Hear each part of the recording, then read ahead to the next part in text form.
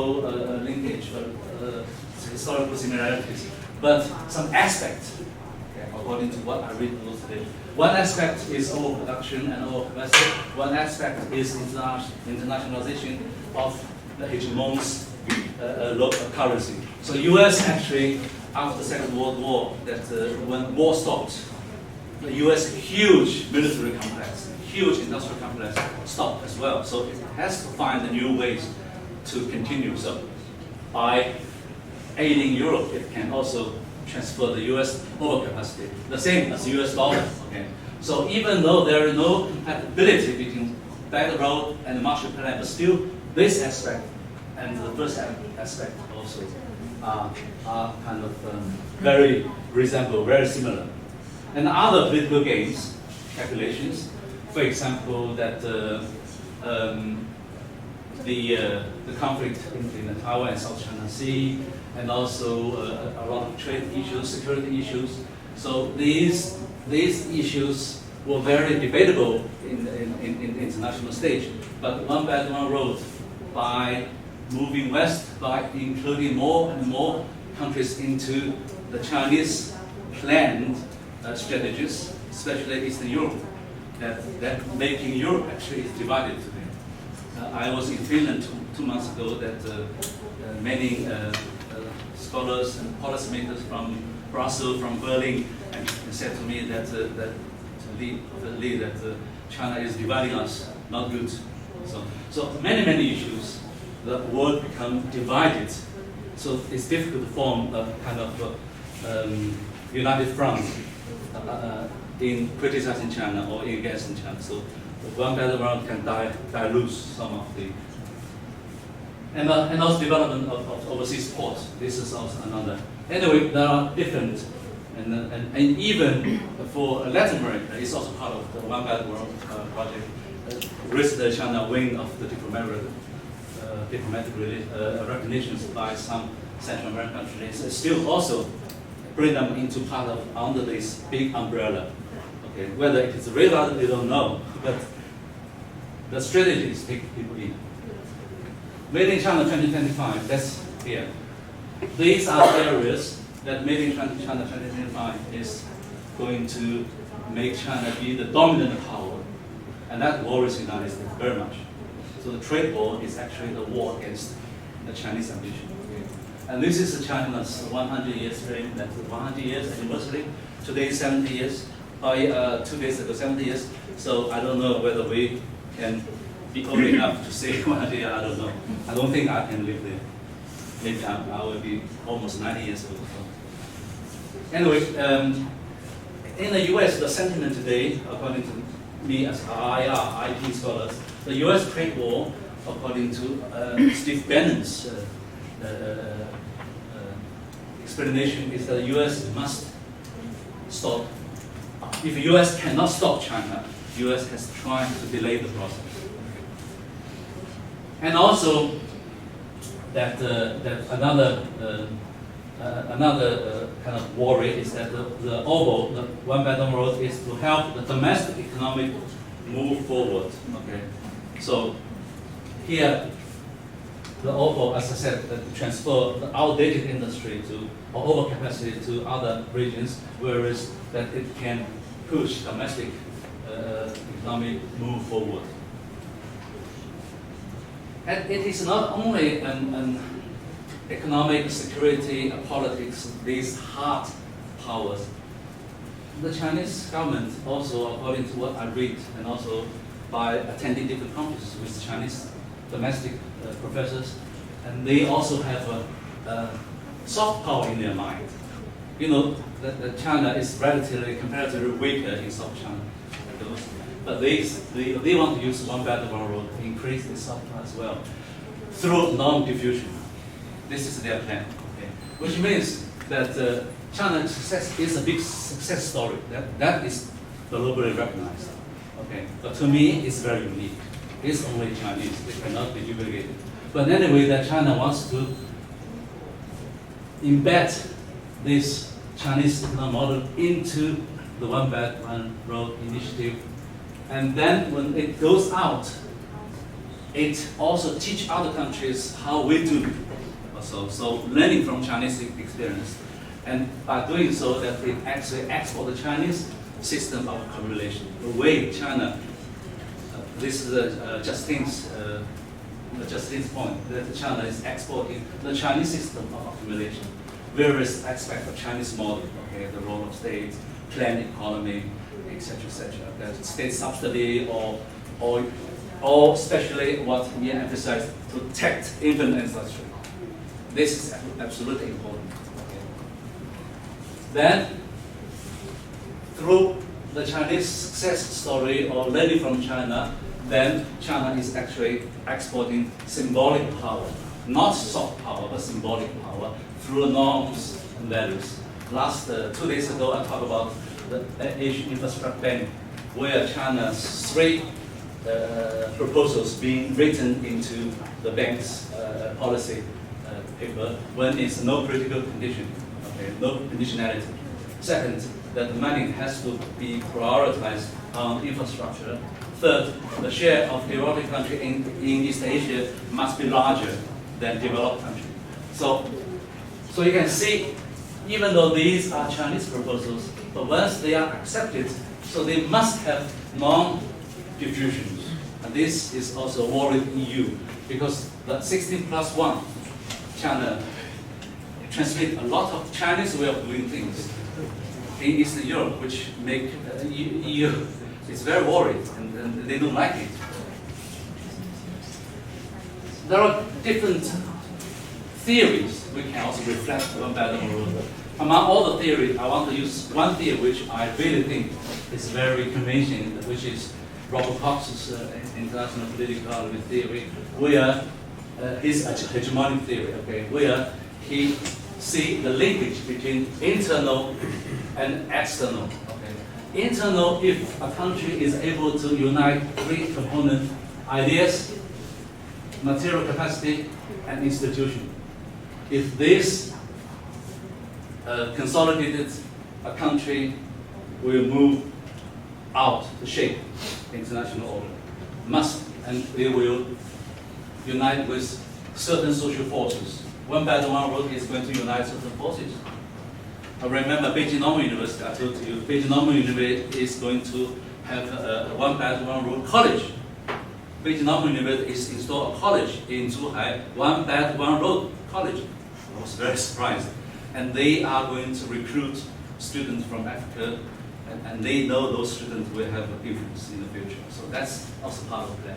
So anyway, they then unite with certain form of states and shape world order.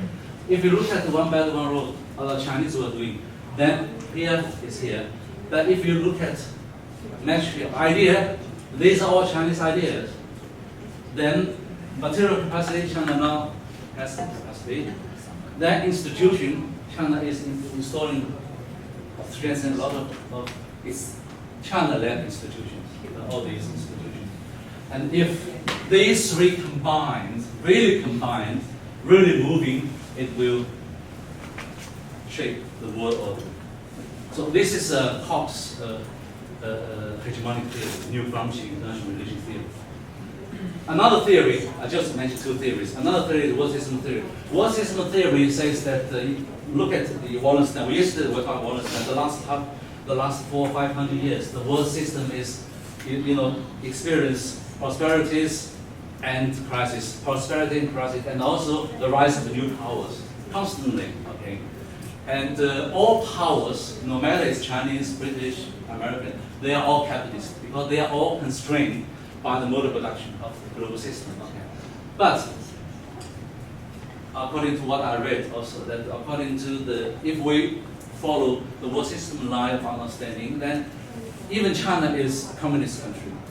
But no worry, because the Chinese mode of production will be still constrained by the world system's raw value, the capital accumulation. So that is, but because of Chinese political system, it will rule the world, it will govern. It will give a different impact on global governance. But economic raw value will not be changed. This is one point. Another point is that when new rising power comes, it will create the impact called redivision of labor. So actually here you can see that the world system structure in the ups and downs with the rise, of course, of new powers. The new power will create structural changes, okay, but maintain some structural unchanges. Okay, some of them not change, but still some changes. So create new division of labor. So OBOR actually is trying to create new division of labor. So the debate is whether OBOR or One Belt One Road is going to provide room for maneuver for some countries, upward mobility for some countries, promotion by mutation for some countries, not all, but some. Obviously, according to Jens' analysis, that Africa does not really show any great improvement in what I call room for maneuver, upward mobility. Not yet. In the future, we don't know. Okay. So my last analysis is that the One Belt One Road would create a lot of unknown implication impact. First is that China's so-called 5 principles, that the non-interference. And I'm really suspicious that with China's One Belt One Road, China is going to hold this principle. I do not trust. One professor from Fudan University, he wrote a good article about actually China is already gradually on the process of abandoning this. If you look at the Sudan, the Chinese actually sent an army to protect its oil there. It shows that it's not a non-interference. The Chinese Navy kind of surveillance in the Somali water is not a non-interference. Of course it's interference. So that is, and also military expansion. If you look at here, all these different ports, they can be easily converted into military. This is the Pakistan's, because China also protects its supply chain. One calculation of Chinese government, as far as I understand, is that if South China Sea starts war or whatever problem, then Chinese supply chain will be definitely damaged in that first island line chain, second island chain, and that will be damaged. Then China has to find a way the oil supply. Then it's the West. Okay, so in the future, the all Eastern, the Middle East oil will be shipped into Pakistan and transferred to the train, oil tank, then to Xinjiang. So that's the plan. Okay. So you can see that these are the calculations, or these are the implications. I don't know. But if you look at One Belt One Road, I just wonder the whole road, especially the middle road, the Middle East part, is a whole. It's global war driven there. It's a still war. If you look at non-stop wars, in China, then that area is not Chinese traditional sphere of interest. China has very little experience in dealing with Middle East. So again, to me, that this situation also put more doubts on China's this called non-interference policy or kind of also military expansion where China definitely will, according to my observation. If you look at this region, it is a resource-rich region, but it's also a war-driven region. So my conclusion, okay, I come back to the conclusion, is that the Belt and Road is an economic project.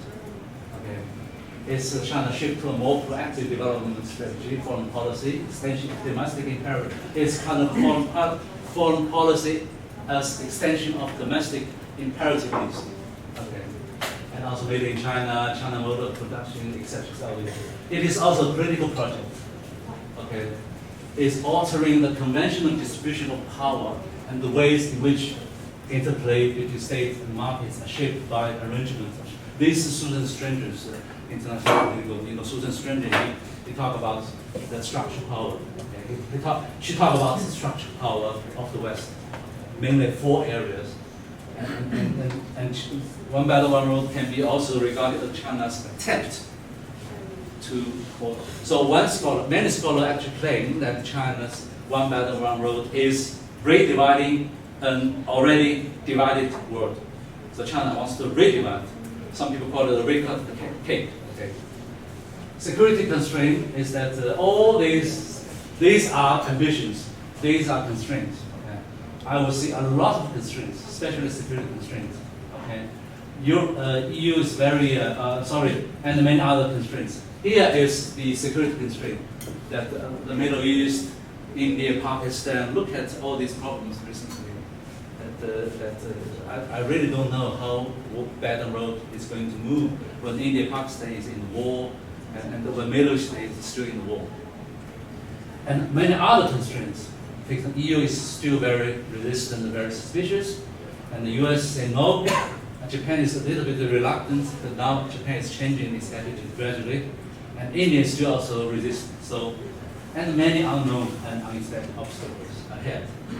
So, this is what I can contribute to this workshop. This is my analysis and my conclusion. Thank you very much.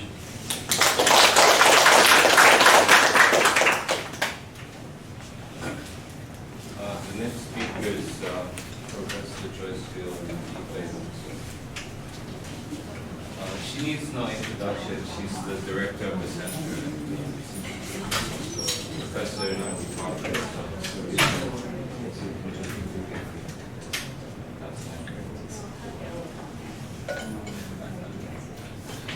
we'll wait for her to come back.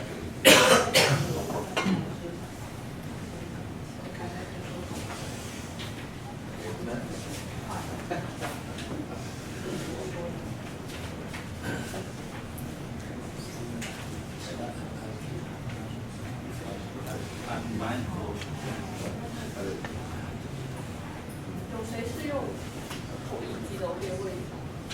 他说你太大声，我太大声，太小声，太小声，要靠近可以讲吗？靠近一点。好，我再大声一点。有谁是在用？好。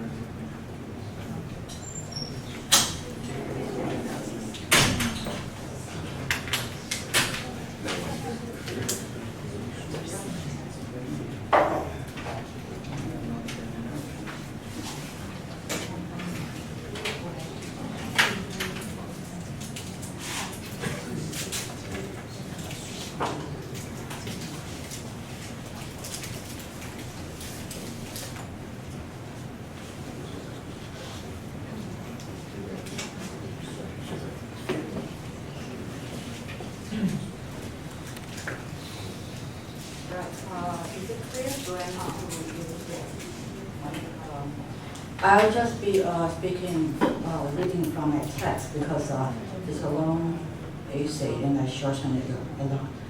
So this paper discusses the concept of the logistics in the apparatus of global structure that the China-led BRI project have directly or indirectly involved different parts of the world. My initial question was, what is the motor behind this project? Is it the will of Xi Jinping, the sole pushing force behind the BRI project? What does he want? Through the processes of my research, I realized that merely one person's power could not achieve the automatic apparatus that drives this gigantic engine. Instead, it requires a participation or desire and other factors from all sides of different world for different purposes. So my question then moved to a different dimension. What is the imaginary of this global vision or total vision that everyone is so enthusiastic in embracing? Or to put it in another word, what is the infrastructure of the infrastructure that undergirds this OBOR project? How is this global infrastructure invested? With what interest and through what sectors? To what end is it targeted? In what degree is it penetrating local societies?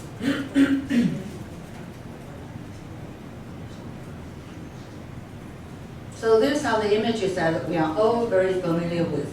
But why does China employ the rhetoric through all these constructions and infrastructures at different corners? Why do they use rhetorics also, such as Confucian virtues, harmonies under 天下, third world communist brotherhood, and so on, to advocate the BRI project? I want to address the above diverse questions through the concept of logistics.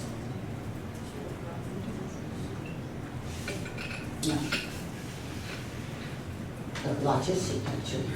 I shall bring in also the idea of the Chinese game of Go, Weiqi, and the concept of the military strategy, Dispositif. That is the administration of the circumstances and situations of this new world order and its potential development. But is Taiwan part of the OBOR project? Yes and no. No, because Taiwan never appears on any map of the Belt and Road project. Nevertheless, absolutely yes, because to some extent, it is a negative on the picture of this map and reflect the intention of China. China has already long determined to take back Taiwan. In recent decades, all the countries that have switched the diplomatic relations from China to Taiwan to China have joined BRI project. The most recent cases, the third island chain, the Pacific Islands, Kiribati and Solomon Island in 2019, indicates that China's move has extended to the third island chain and directly threatened the security line of the U.S. Such strategic move also includes countries in the Central America. This is the islands. Central America, such as Dominican Republic in 2018, Republic of El Salvador, and Republic of Panama in 2017, as well as countries in Africa, in experts here, such as Burkina Faso in 2017, Democratic Republic of Sao Tome, and Principe in 2016, and Republic of Gambia 2013. Huge money, of course, involved. But cutting off Taiwan's diplomatic relation is one of the tactics China employs to coerce the international sphere to acknowledge the One China policy and to force Taiwan to submit to the sovereign rule of China. Such a strategic move, of course, does not happen only since the beginning of the BRI. Starting from the Bandung Conference in 1956 and the non-aligned movement of the Third World countries, China had won over the voting seats at the UN from the countries of the Third World. Despite the fact that the Third World has its severe internal oppression and conflict, but the Third World aligned together to resist the First and Second World, Soviet and US. So those countries mainly are from Asia, Africa, Latin America, and other socialist countries. The numbers of countries that maintain diplomatic relations with Taiwan dropped from 70 down to 15 this year. China's strategic plan, of course, does not stop with taking back Taiwan. With Taiwan and the Pacific Island, China intends to gain over more leverage against the U.S. over the Pacific Rim. But China's move to expand its economic relations also does not begin since 2013. As early as 1992, China launched its military strategy of 沿边开放 open border cities along the northeast coast, also sea, southeast and southwest, selecting 16 originally from the northeast, northwest, selecting 16 cities to open the economic cooperation and 241 open ports. We can quickly look at it. So that of course will include the sea. I don't know. Anyway, you can see that. This, as we say, this is the 8th 5-year plan. What are the 5-year plan? The first one, 1952. The second one, 1958. That is a great leap.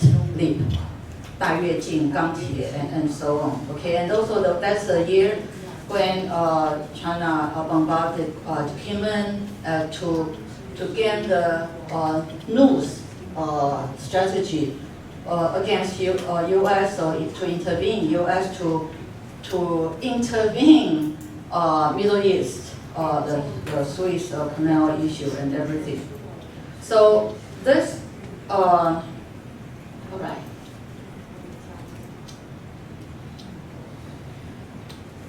So this project, 沿边开放, has been regularly renewed and expanded to the northeast borders over the past 25 years, and the prospect is to complete in the year 2025, as Li Xing professor has just said. But the study of critical logistics might help us to paint a different perspective concerning the question of this One Belt One Road project. The word logistics derived from ancient Greece, involving the meaning of arithmetic practice, rational thinking, reason, and computation. The etymological meaning of this word indicates that there is someone reasoning and calculating this behind the scene and behind the operation of logistics. The term logistics was first used as military strategies for the procurement, supply, maintenance, and transportation of equipment, facilities, and personnel. That's actually originally most used in French. But then, during the First World War and the Second World War, it's also heavily used. The tactic of global logistics actually is developed through this military field. And after the Second World War, the same tactics was transferred not only to the Vietnam War, but also to commercial spheres in all transnational sectors.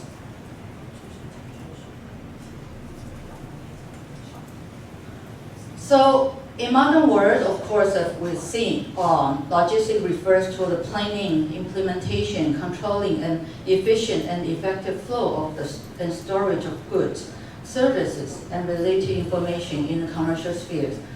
The smooth transaction from one point to the other is to satisfy the customer's requirement. But who are the customers? That, of course, is a question. The seamless connection from the supply lines, production line, consumption line with a global information flow, market distribution, instant services, financialization management, and so on. So in this process, the government around the world also have devised parallel technologies of control and administration to ensure the management of logistics. The Belt and Road Initiative starting from 2003,